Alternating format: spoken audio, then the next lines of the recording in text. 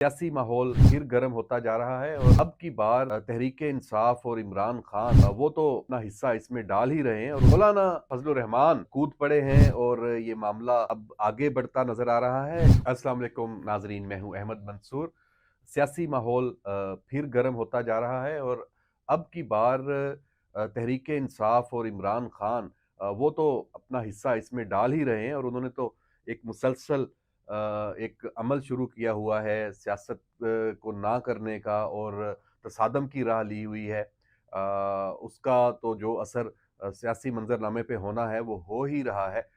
मौलाना फजलुर रहमान कूद पड़े हैं और ये मामला अब आगे बढ़ता नजर आ रहा है। इस में जो मदारस की रजिस्ट्रेशन के हवाले से एक बिल जो जिस पर दस्तखत आसफ अली जरदारी सदर मुमलिकत ने नहीं किए, वहां से इस तनाज़े ने जन्म लिया और फिर पता चला कि ये कोई बारीक वारदात टाइप कोई गेम थी या क्या था।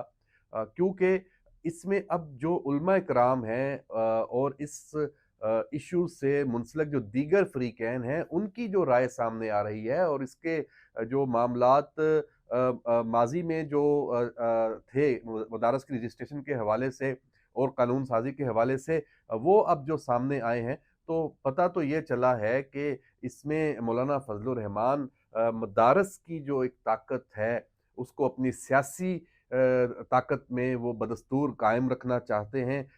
जो एक इशू है कि मदारस एक ज़बरदस्त किस्म के जो तालीमी अदारे हैं, दर्सगाहें हैं, उसमें और दौरे हाज़िर के तकाज़ों के मुताबिक और उसपे तमाम जो फ़रीक़ैन हैं, पाकिस्तान में ये इशू कई दहाइयों से चलता आ रहा है। साबिक़ सदर जो परवेज़ मुशर्रफ के दौर में भी ये मामला उठा था और उसके बाद फिर आपने देखा होगा कि फैटफ के हवाले से भी पाबंदियां थी कि क्योंकि जो मदारस का निज़ाम था और ख़ास तौर पे जो डोनेशंस और जिस तरह से फंड रेजिंग होती है उसके ऊपर कोई चेक एंड बैलेंस ना होने की वजह से ये बहुत तशवीश अब है और अब आलमी जो मालियाती अदारे हैं और जो ममालिक हैं उन्होंने इस हवाले से बहुत सख्त पाबंदियां आयद कर रखी हैं।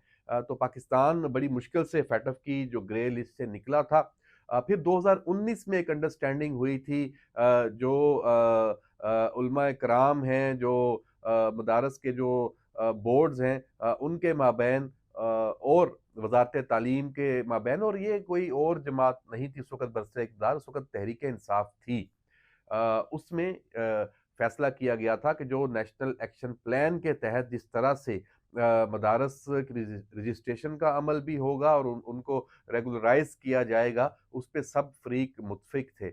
मौलाना चाहते हैं कि ऐसा ना हो और जो एक फरसुदा और बहुत पुराना एक निज़ाम है उससे ये मामला शुरू हुआ था। और जब अब वजारत तालीम मौजूद है और इसके अलावा बाकी तमाम जो दरसगाहें हैं, तालीमी इदारे हैं, वो वजारत तालीम से ही लिंक्ड हैं और होने भी चाहिए, कॉमन सेंस है। तो जो मदारस हैं वो क्यों नहीं? इस पे जो उलमा कॉन्फ्रेंस हुई है और उसमें जो शुरका थे उन्होंने यक ज़ुबान होकर ये कहा है कि जो मुल्क में मदारस की रजिस्ट्रेशन से मुतल्लिक मौजूदा निज़ाम है यानी 2019 से राइज है उसे ही बरकरार रखा जाए और उस पर अमल दरामद तेज़ किया जाए और हुकूमत किसी दबाव में आकर इस निज़ाम को तब्दील ना करे। अब दबाव किसका है? दबाव मौलाना फजलुर रहमान का है, उन्होंने एक डेडलाइन दे रखी है। यहाँ चूँकि ये मामला एक पेचीदा है और हुकूमत जो नहीं चाहेगी कि इस मामले को एक सियासी एक तसादम में वो तब्दील हो जाए, तो मौलाना को एंगेज करने के लिए कोशिशें शुरू हो चुकी हैं। पीपल्स पार्टी और मुस्लिम लीग नून ने भी सर जोड़े हैं और मौलाना के साथ भी राब्ते हैं उनकी जमात के लोगों के साथ। इस मौलाना ने इस हवाले से अपना जो एक डेडलाइन है उसको आगे भी बढ़ाया है, वरना तो जो 8 दिसंबर का पेशावर में इज्तिमा था वहीं पे उन्होंने अनाउंस करना था, लेकिन वहाँ उन्होंने सिर्फ अपनी जो एक रवायती एक अंदाज है उससे तनबीह करके और थोड़ा धमकी-शमकी भी लगा के और बताया कि हमें पीटीआई वाले ना समझें, जब हम इस्लामाबाद डी चौक आएँगे तो फिर हमें कोई रोक नहीं सकेगा। खबरदार किया और उनका सियासी स्टाइल यही है। लेकिन गालिब इम्कान है ये मामला सेटल हो जाएगा, इसका कोई ना कोई रास्ता निकल आएगा और रास्ता निकालना भी ज़रूरी है। इसमें सबसे बड़ी बात और सबसे अहम जो खुशाइंद जिसको आप कह सकते हैं कि पार्लिमान से ही इस मामले ने तय होना है। कौमी असम्बली और सेनेट के इजलास अब शुरू हो रहे हैं और ये 2 हफ्ते जारी रहेंगे। वहाँ पे ये कानून साज़ी और कुछ दीगर मामलात भी हैं, उस पे भी हम आगे चल के बात करते हैं। उसके फैसले होंगे।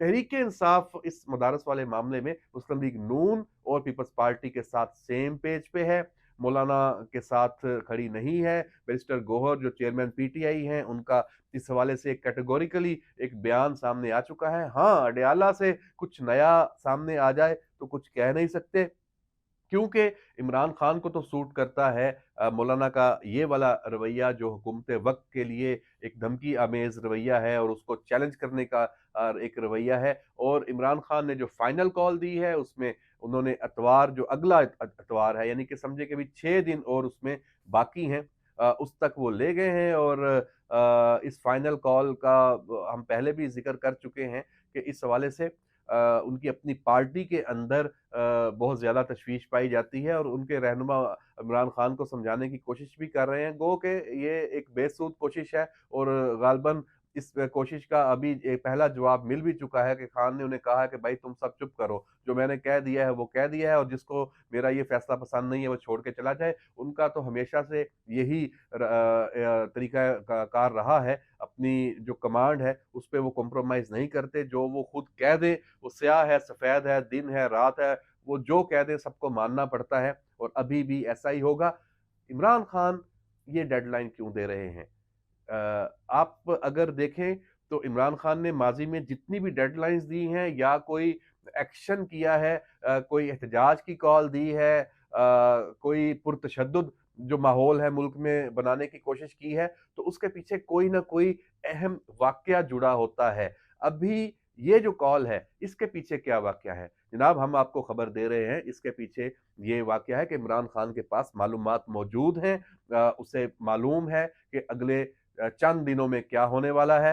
जी जनाब, चंद दिनों में फैज़ हमीद का जो कोर्ट मार्शल है, उस हवाले से फैसला मुतवक्को है।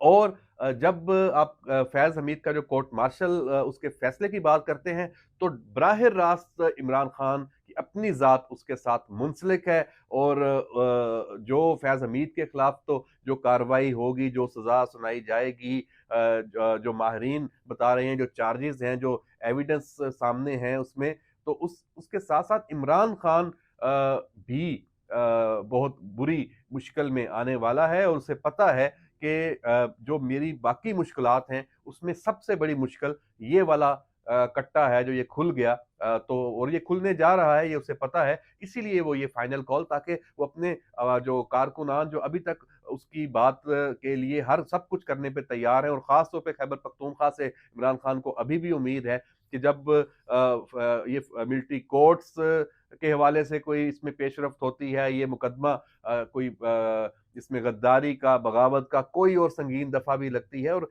इसमें ये मामला कुछ आसान नहीं होगा, ना सिर्फ इमरान खान के लिए बल्कि तहरीक इंसाफ के बहुत सारे वो लोग और वो अनासर जो अब तक बचे हुए हैं, वो इस फैज़ हमीद नेटवर्क का हिस्सा जब साबित हो जाएंगे, फैसला आ जाएगा, तो चीज़ें बहुत एक उनके लिए तशवीशनाक रुख इख्तियार कर लेंगी और इमरान खान को इस बात का पता है। इसी वजह से वो ये माहौल गरमाना चाह रहा है, ताकि जब ये अनाउंसमेंट हो, ये फैसला सुनाया जाए फैज़ हमीद कोर्ट मार्शल का, तो इस मुल्क में एक और अफरा-तफरी और पुरतशद्दुद जो एक माहौल है, वो इमरान खान पैदा करने की कोशिश करेगा। देखते हैं हुकूमत इस हवाले से क्या जवाबी इक़दामात करती है। आखिर में मैं आपको ये बता दूं कि पीपल्स पार्टी और हुकूमत के दरमियान भी मुज़ाकरात शुरू हो चुके हैं और उनके दरमियान मुज़ाकरात किस बात पे हैं, वो इस गवर्नेंस के इश्यूज़ पे भी हैं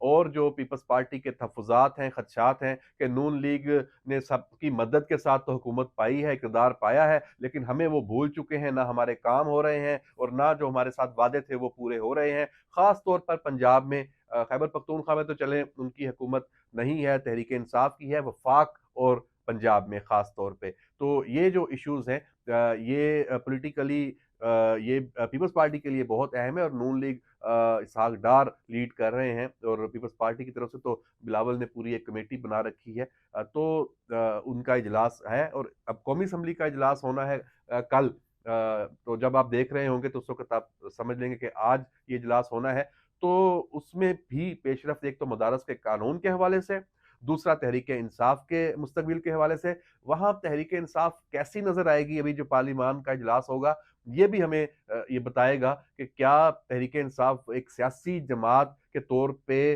किरदार अदा करने के लिए तैयार हो चुकी है, जितनी उस पे वर्किंग हुई है।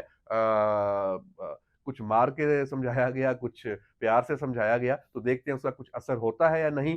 तो ये तहरीक-ए-इंसाफ के मुस्तकबिल का भी फैसला इसी इजलास में से ही निकलेगा पार्लिमान से। तो देखते हैं, ये अगले 2 हफ्ते बड़े अहम होने जा रहे हैं। पार्लिमान से खबरें आएँगी और सुप्रीम कोर्ट में जो डेवलपमेंट्स चल रही हैं, वहाँ से तो अभी सूरत-ए-हाल हुकूमत के लिए बिल्कुल ही इत्मीनान बख्श है। जो एक 25 अक्टूबर से पहले वाली सूरत-ए-हाल थी, वो नहीं है। तो देखते हैं कि आगे क्या होता है। इजाज़त दीजिए, अल्लाह हाफ़िज़।